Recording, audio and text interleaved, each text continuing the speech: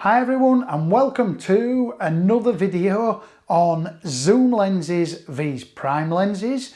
I will say sorry to my subscribers, I know I've not been around for a little bit again, but I have been very busy, but hopefully you'll hear a bit from me coming up in the future. So we'll just get straight on with it. Zoom lenses vs prime lenses. To cut a long story short, before we maybe go through a 10-minute, 8-minute video and talk, I will say right off the bat that a zoom lens is cheaper. Most zoom lenses, some are really expensive, but most cheaper zoom lenses, your f1.8s and f2s, are quite considerably cheaper. f1.4s, not as much, but we'll just talk about that in a minute. So they're obviously cheaper. You don't get image stabilization on some of them, but of course they are cheaper. Zoom lenses, great if you can't walk about and you want to be lazy and just sit there and zoom in and out. But I found out, especially on some of these zoom lenses that you buy, they're just not as sharp. I mean, you can come home after doing a wedding and look at, like when I'm shooting a group shot, most times I do them at f8. That's my minimum aperture I'll use.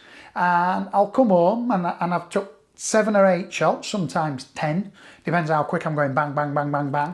And I'm taking loads of shots to try and get the perfect shot. Sometimes all 10 are a load of crap, and most times I do get one.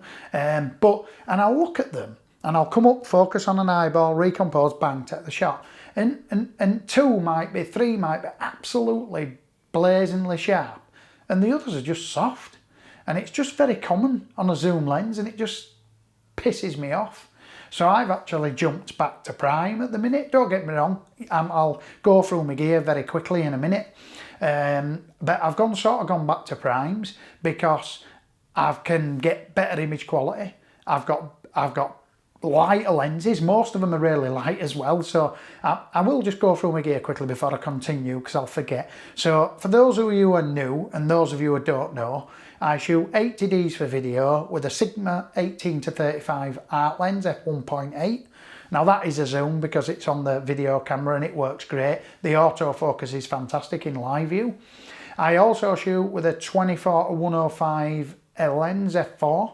That's for video as well. Don't really use it for stills and I don't think I would unless I was using my 80D for stills, but I'm a Nikon shooter. So for Nikon I shoot a Nikon D4S as my main body and a Nikon D750 as a, I won't say backup because I also put another prime on that. So D4S is the main body, Nikon D750 is like the backup. I put a 50 on the D4S usually and an 85 on the D750.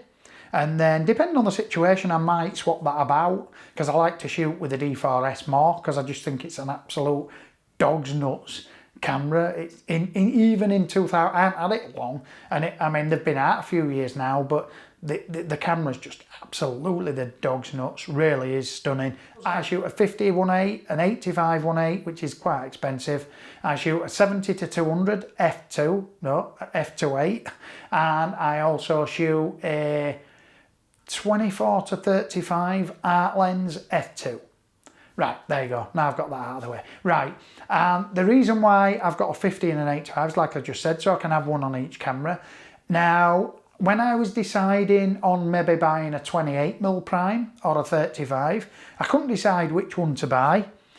And I thought, do you know what? It's my least used focal length at a wedding, especially on a full frame, because it's a little bit wide. You can shoot a 50 as like a standard focal length on a full frame. So I decided to get the 24-35 art lens because I heard it was absolutely zinging at f2. So you're not losing the aperture of the prime. So you've still got your nice fast aperture if you need it.